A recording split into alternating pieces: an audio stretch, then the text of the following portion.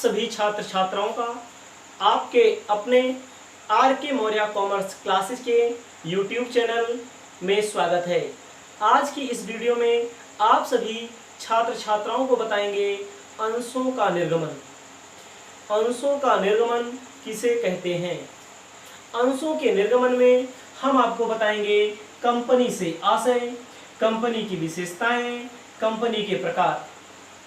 आपको बताना चाहते हैं यह वीडियो उन छात्र छात्राओं के लिए बेहद ही महत्वपूर्ण होगा जो इंटरमीडिएट में अकाउंटिंग का पेपर देंगे, 12th में अकाउंटिंग का पेपर देंगे, चाहे जिस बोर्ड से होंगे।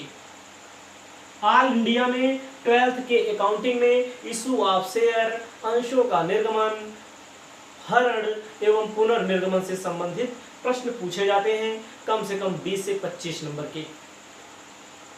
बीकॉम में पूछेगा कॉर्पोरेट वाले सब्जेक्ट में, कॉर्पोरेट अकाउंटिंग। कॉर्पोरेट अकाउंटिंग को हिंदी में निगमित लेखांकन कहते हैं। जो छात्र कंपनी लॉ का पेपर देंगे बीकॉम में, उनके यहां पूछता है कंपनी लॉ में, कंपनी लॉ में पूछा जाता है। तो यह वीडियो 3 क्लास के छात्र छात्राओं के लिए बेहद ही महत्वपूर्ण होगा। पहला 12th के लिए, दूसरा corporate accounting BCom 3rd year के लिए, और तीसरा कंपनी लॉ के लिए। तो आज की इस वीडियो में आपको बताएंगे कंपनी की परिभाषा, कंपनी आई कहां से, कंपनी की उत्पत्ति कहां से हुई। ध्यान दीजिएगा, कंपनी शब्द की उत्पत्ति कहां से हुई, कंपनी आई कहां से, हम कंपनी को क्यों पढ़ते हैं। सबसे पहले हम पढ़ते थे एकाकी व्यापार।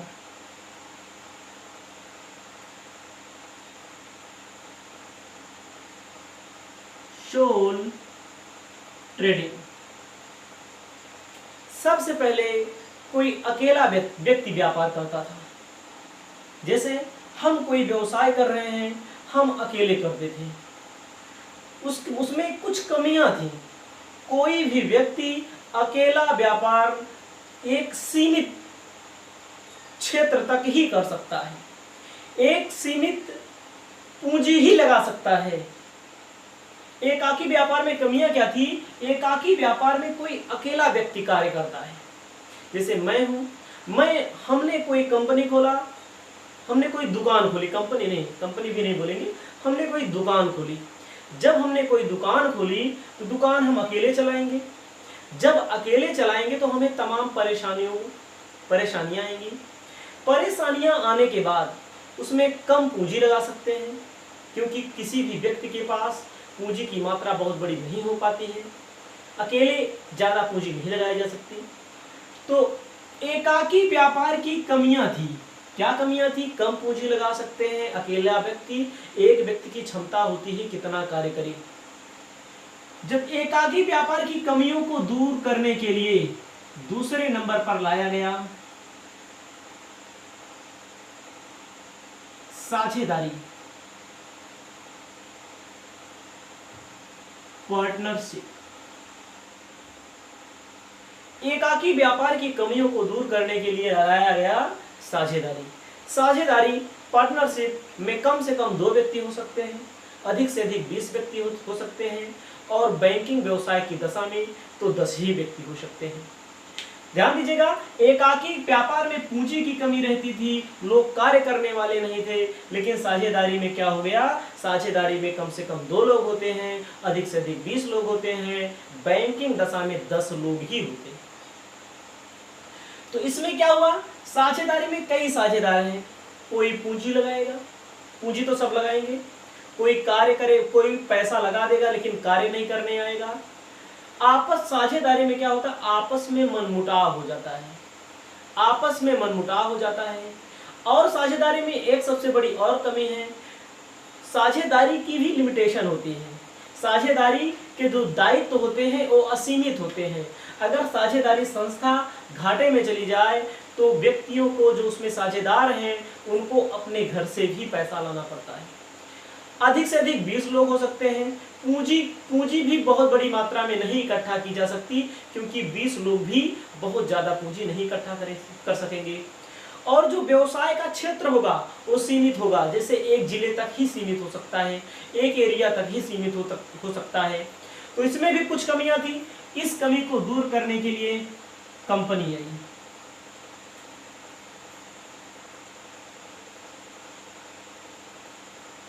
कंपनी आई। कंपनी शब्द की जो उत्पत्ति होती है दो शब्दों से मिलकर होती है, कॉम से मिलकर होती है। कॉम का मतलब होता है साथ साथ,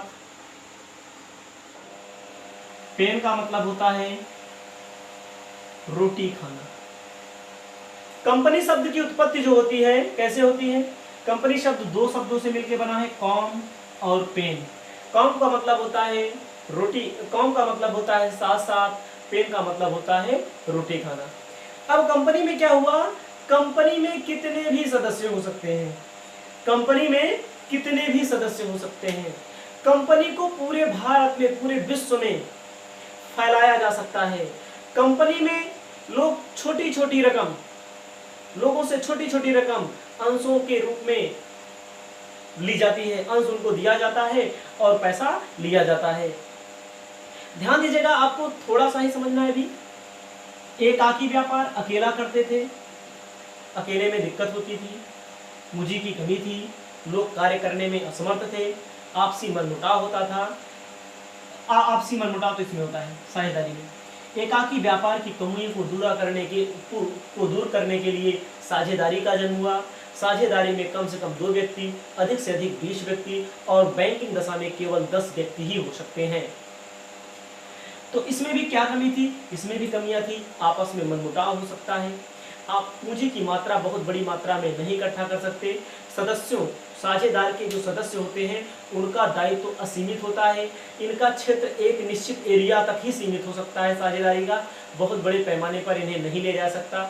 इंटरनेशनल और नेशनल लेवल पर साझेदारी को हम बहुत कम ही दशा में ले जा सकते हैं, उसमें दिक्कतें आती हैं। इस कमी को दूर करने के लिए कंपनी का जन्म हुआ। कंपनी दो शब्दों से मिलकर बना है। कंपनी का मतलब होता है साथ साथ, पेन का मतलब होता है रोटी खाना। एक टेबल पर कंपनी के कई सदस्य मिलकर बैठते हैं और साथ साथ रोटी खाते हुए, ब्रेड खाते हुए साथ साथ बातचीत करते हैं, जिसे हम लोग क्या कहते हैं? कंपनी। कंपनी के बारे में और अध्ययन आपको आगे मिलेगा। अब आपको हम यहां बताएंगे कंपनी की परिभाषा। कंपनी की परिभाषा जो हमने यहां लिखी है, कंपनी अधिनियम 2013 की धारा 2(20) के अनुसार, इसे पढ़ेंगे कंपनी अधिनियम 2013 की धारा 2 की उपधारा 20 के अनुसार। डबल इन्वर्टेड कामा में कंपनी की परिभाषा लिखी गई है। क्या कह रहा है कंपनी की परिभाषा में? कंपनी या निगम, कंपनी को निगम भी कहते हैं, ठीक है। कंपनी या निगम कानून द्वारा निर्मित एक अदृश्य अमूर्त कृत्रिम व्यक्ति है। कंपनी जो है कानून द्वारा बनाई जाती है, निर्मित की जाती है, अदृश्य। कंपनी को कोई देख नहीं सकता, कंपनी कोई व्यक्ति तो है ही लेकिन अदृश्य व्यक्ति है। अदृश्य मतलब देख नहीं सकता, इसकी मूर्ति नहीं बनाई जा सकती। कृत्रिम मतलब मानव द्वारा बनाया हुआ व्यक्ति है, जिसका अविच्छिन्न उत्तराधिकार है। इसका उत्तराधिकारी कोई व्यक्ति नहीं होता, अकेला कोई व्यक्ति नहीं होता। कंपनी का उत्तराधिकारी अकेला व्यक्ति कोई नहीं होगा। इसकी जो होती है अपनी सार मुद्रा, सार मुद्रा को इंग्लिश में कहते हैं कॉमन सील होती है। कॉमन सील का मतलब होता है मुहर होती है। कंपनी के तरफ से कोई भी अनुबंध किया जाएगा, कोई भी लेन देन किया जाएगा, कंपनी की मुहर लगेगी, उसके ऊपर उसके डायरेक्टर, निदेशक का हस्ताक्षर होता है। ध्यान दीजिएगा, कंपनी की अपनी एक सार मुद्रा होती है। सार मुद्रा का मतलब कंपनी का कोई भी कार्य होगा उस पर मुहर लगाई जाएगी। जो मुहर लगाई जाएगी वो कंपनी की होगी, कंपनी के नाम से होगी, और उस पर फिर उसको वेरीफाई करने के लिए कंपनी के डायरेक्टर या निदेशक के हस्ताक्षर होते हैं। और सदस्यों से पृथक अस्तित्व होता है। कंपनी में जो सदस्य होंगे वे कंपनी के स्वामी तो कहे जाते हैं, लेकिन कोई एक व्यक्ति कंपनी का सदस्य नहीं होता है। अर्थात सदस्यों से पृथक का आशय है कंपनी अपने सदस्यों से अलग होती है। सदस्य मात्र कंपनी में आएंगे, लाभांश देंगे, मत लेंगे, मत अपना रखेंगे। इसके अलावा अगर कोई कंपनी का सदस्य बाहर कहीं घूम रहा है, बाहर कहीं कोई दूसरा कार्य कर रहा है, तो कंपनी से उससे कोई मतलब नहीं होता। कंपनी अपने सदस्यों से अलग होती है। कंपनी का वो एक्चुअल में मालिक नहीं होगा, कंपनी अपने आप में मालिक है, अपने सदस्यों से अलग होती है। तो आपके पेपर में पूछा जाता है कंपनी की परिभाषा लिखिए, तो कंपनी की परिभाषा आपको लिखना है कंपनी या निगम कानून द्वारा निर्मित एक अदृश्य अमूर्त कृत्रिम व्यक्ति है जिसका अविच्छिन्न उत्तराधिकार होता है, अपनी सार मुद्रा होती है, सार मुद्रा का मतलब मुहर होती है, और सदस्यों से पृथक अस्तित्व होता है। जो कंपनी अपने सदस्यों से अलग होती है। अब आपको यहां बता रहे हैं कंपनी की विशेषताएं क्या होती हैं। कंपनी की विशेषताओं में पहला है ऐच्छिक संस्था, voluntary association of person. Company ऐच्छिक संस्था है। कंपनी में जिस व्यक्ति का मन कहे, जिस व्यक्ति की इच्छा हो, आए, अंशों को खरीदे और कंपनी का सदस्य बन जाए। कंपनी किसी को बाध्य नहीं करती कि भैया जबरदस्ती शेयर नहीं देती। जिसकी मर्जी कहेगी वो कंपनी में आएगा, अंशों को खरीदेगा, खरीदने के बाद चला जाएगा।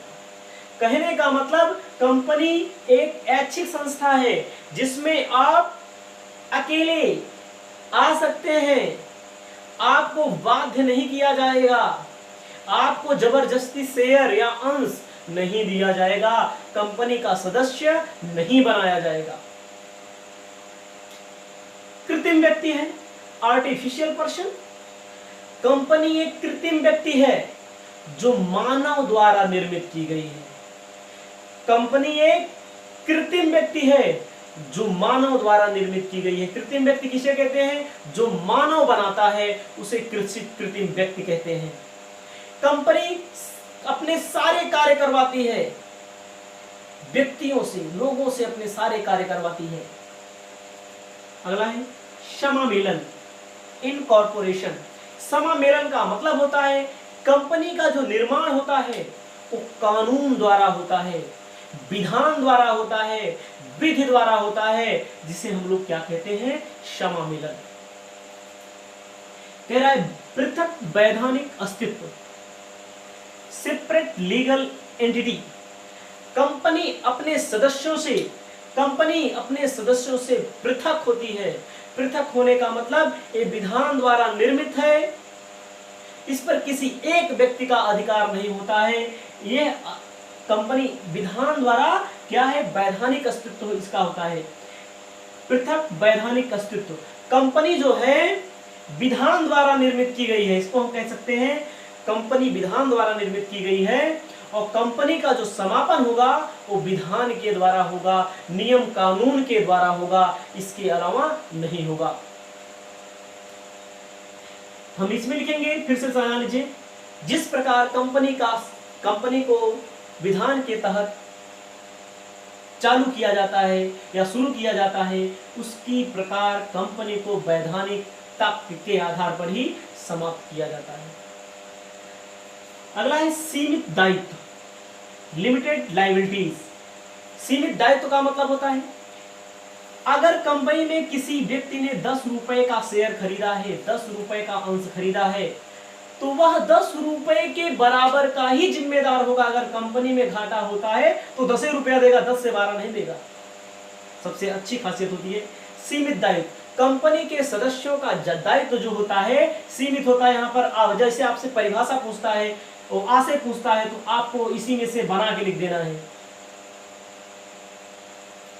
अस्थायी सीमित दायित्व का मतलब होता है 10 रुपए का कंपनी में किसी ने शेयर लिया तो 10 रुपए के बराबर ही जिम्मेदार होगा, 12 रुपए से कोई मतलब नहीं होगा। कंपनी अगर घाटे में जाएगी 10 रुपया उड़ा कर देगा। अस्थाई अस्तित्व। कंपनी के जो सदस्य होते हैं आते रहेंगे जाते रहेंगे, आपको क्या बता रहे हैं? अस्थाई अस्तित्व, परपेचुअल ससेशन। आपको ध्यान देना है, अस्थाई अस्तित्व का मतलब होता है कंपनी के जो सदस्य हैं आते रहेंगे जाते रहेंगे मरते रहेंगे जीते रहेंगे, लेकिन कंपनी हमेशा हमेशा के लिए चलती रहेगी। कोई व्यक्ति मर जाए, कोई कंपनी का अंशधारी मर जाए, ऋण पत्रधारी मर जाए, तो कंपनी पर उस पर कोई प्रभाव नहीं पड़ता, कंपनी तो चलती रहेगी, निरंतर चलती रहेगी। सार्वमुद्रा, कॉमन सील, इंग्लिश में बोलेंगे कॉमन सील। सार्वमुद्रा का मतलब होता है, सार्वमुद्रा का मतलब होता है कंपनी की मोहर। कंपनी में कोई भी कार्य अगर होता है, कंपनी में कोई भी कार्य अगर होता है, उस पर क्या होता है? मुहर लगती है। कंपनी का कोई अनुबंध होगा, कंपनी में कोई संपत्ति खरीदी जाएगी, तो किसी अंशधारी के हस्ताक्षर नहीं होता, किसी अंशधारी किसी सदस्य का हस्ताक्षर नहीं होता, कंपनी की मुहर लगेगी। जिसको अंशधारी डायरेक्टर चुने रहेंगे, कंपनी का निदेशक चुने रहेंगे, उसकी सिग्नेचर उस कॉमन सील के ऊपर, उस हस्ताक्षर के ऊपर होती है। अगर आप बैंक में जाइए, बैंक भी एक कंपनी है, जहां पर बैंक की मुहर लगती है, उसी के ऊपर अगर आप पैसा निकलवाते हैं तब सिग्नेचर करता है। यानी कि मतलब कि बैंक की अपनी एक सार्वमुद्रा होती है, कंपनी हस्ताक्षर खुद करती है, कंपनी खुद मुहर लगाती है, उसके ऊपर तो निदेशक जो उसके संबंध में अधिकारी तैनात किए जाएंगे वे लोग सिग्नेचर करते हैं। अंशों की हस्तांतरणीयता लिखा है यहाँ पर, हस्तांतरणीयता, ट्रांसफरेबिलिटी ऑफ शेयर। अंशों के हस्तांतरणीयता का मतलब होता है कंपनी का जो शेयर होता है, कंपनी का जो अंश होता है, उसको हस्तांतरित किया जा सकता है।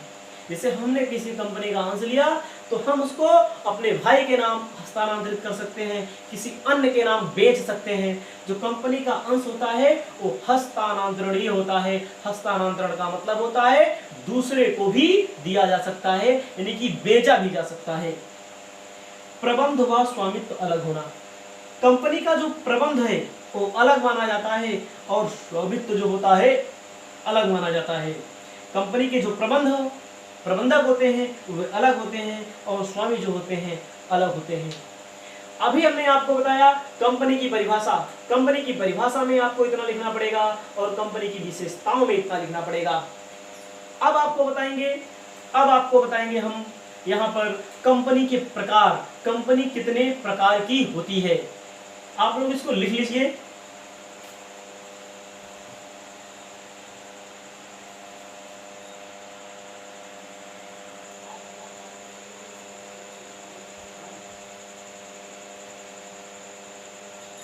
अब आपको बताने वाले हैं कंपनी के प्रकार, टाइप्स ऑफ कंपनी। कंपनी कितने प्रकार की होती है? पहला है स्वामित्व के आधार पर, on the basis of ownership, English में कहेंगे राष्ट्रीयता के आधार पे, on the basis of nationality, नियंत्रण के आधार पे, on the basis of control, विधि के आधार पर, on the basis of formation. Company कितने प्रकार की होती है? स्वामित्व के आधार पे पहली कंपनी है सरकारी कंपनी, जिसे इंग्लिश में गवर्नमेंट कंपनी कहते हैं। दूसरा है गैर सरकारी कंपनी, जिसे इंग्लिश में नॉन गवर्नमेंट कंपनी कहते हैं। ध्यान दीजिएगा, स्वामित्व के आधार पे जिस कंपनी में 51% यानी कि 50% से अधिक हिस्सा किसी राज्य सरकार द्वारा खरीद लिया जाए, किसी केंद्र सरकार द्वारा खरीद लिया जाए, उसे कहते हैं सरकारी कंपनी। कंपनी कितने प्रकार की होती है? पहला है स्वामित्व के आधार पर, स्वामित्व के आधार पर सरकारी कंपनी। सरकारी कंपनी का मतलब होता है जिस कंपनी में कोई राज्य सरकार, कोई भी राज्य सरकार या केंद्र सरकार ने 51% से अधिक अंश खरीद लिए हों, उसे कहेंगे सरकारी कंपनी। गैर सरकारी कंपनी क्या है? जो सरकारी नहीं है उसे गैर सरकारी कंपनी कहेंगे। सरकारी कंपनी उसे कहेंगे जैसे यक्स कंपनी है, यक्स कंपनी में 51% से अधिक अंश सरकार ने खरीद लिया हो, चाहे राज्य सरकार ने खरीदा हो, चाहे केंद्र सरकार ने खरीदा हो, उसे कहेंगे सरकारी कंपनी। गैर सरकारी कंपनी किसे कहेंगे? ऐसी कंपनी जिसमें सरकार ने कोई शेयर ना खरीदा हो। अर्थात कहने का मतलब है जो सरकारी कंपनी नहीं है वही गैर सरकारी कंपनी कहलाएगी। दूसरा है राष्ट्रीयता के आधार पे, on the basis of nationality. Nationality में क्या होगा? भारतीय कंपनी और विदेशी कंपनी। भारतीय कंपनी किसे कहेंगे? जिस कंपनी का निर्माण भारत में हुआ, जो कंपनी भारतीय कंपनी अधिनियम के अंतर्गत जिस कंपनी का निर्माण हुआ हो, प्रबंध व नियंत्रण भारत के अंदर होता हो, उसे भारतीय कंपनी कहा जाता है। विदेशी कंपनी कौन सी होती है? विदेशी कंपनी वह कंपनी होती है, विदेशी कंपनी वह कंपनी होती है जिसका प्रबंध व नियंत्रण भारत के बाहर हो, यानी कि विदेश सरकार द्वारा, विदेश द्वारा लाई गई हो, विदेश द्वारा स्थापित की गई हो, उसे कहेंगे विदेशी कंपनी। अगला है नियंत्रण के आधार पे। नियंत्रण के आधार पे पहला होता है सूत्रधारी कंपनी, दूसरा होता है सहायक company. Controlling, on the basis of controlling पे क्या होगा? Holding company. सहायक कंपनी किसे कहते हैं? सहायक कंपनी वह कंपनी होती है, सूत्रधारी कंपनी वह कंपनी होती है जिस कंपनी ने किसी अन्य कंपनी के 51% से अधिक अंश को खरीद लिया हो, उसे कहेंगे सूत्रधारी कंपनी। यहाँ पर इसमें मत जाइएगा, यहाँ पर 51% सरकार द्वारा खरीदा जाता है।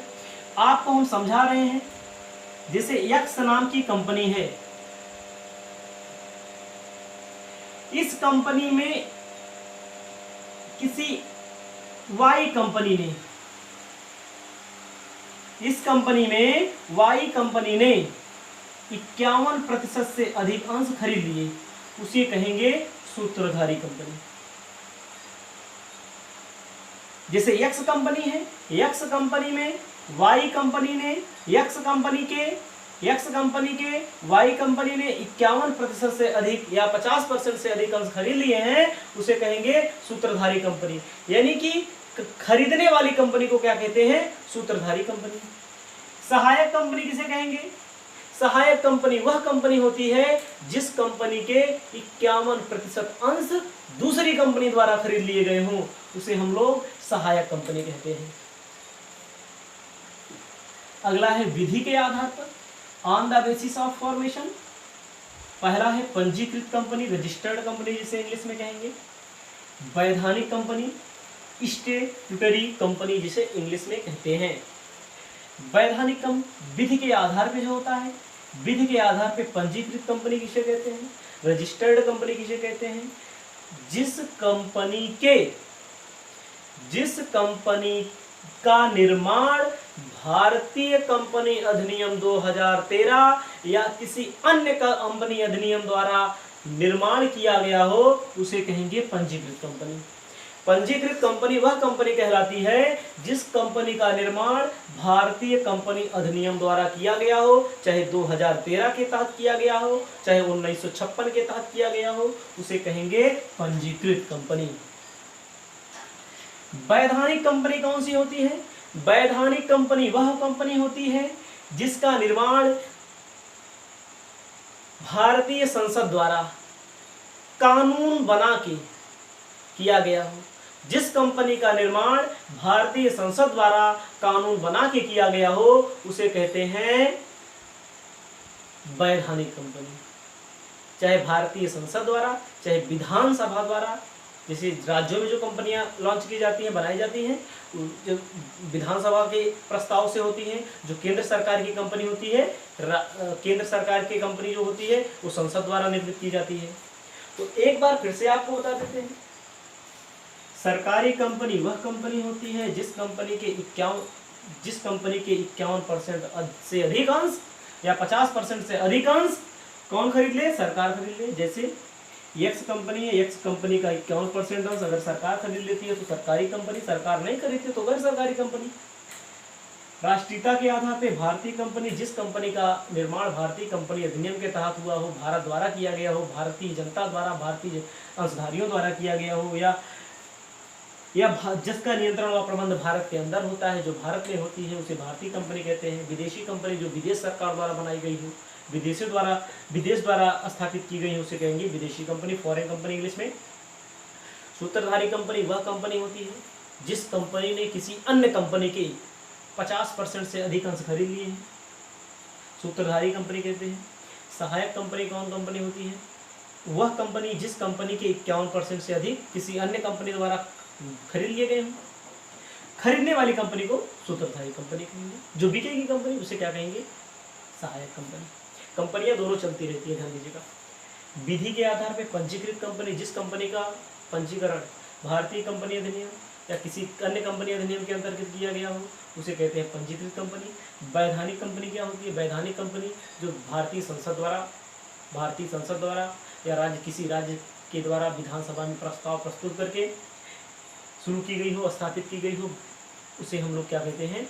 वैधानिक कंपनी कहते हैं। जैसे reserve bank of India, state bank of India, SBI, LIC, IDBI, ये सब जो कंपनियां हैं ये हम डालते हैं वैधानिक कंपनी की श्रेणी में। आज के इस पहले वीडियो में हमने आपको बता दिया कंपनी से आशय क्या होता है, कंपनी की विशेषताएं क्या होती है, कंपनी के प्रकार क्या होते हैं। आपको दूसरी वीडियो में एक नए टॉपिक के साथ आएंगे और लगातार हमारी वीडियो इस सीरीज हम आपको लॉन्च करने जा रहे हैं। पहली सीरीज में पहला वीडियो है, आपको दूसरा वीडियो मिलेगा। यह वीडियो केवल उन्हीं छात्र छात्राओं को मिलेगा जो हमारी पेड क्लास परचेज करेंगे। आपको मिलेंगे नए वीडियो में, तब तक के लिए जय हिंद।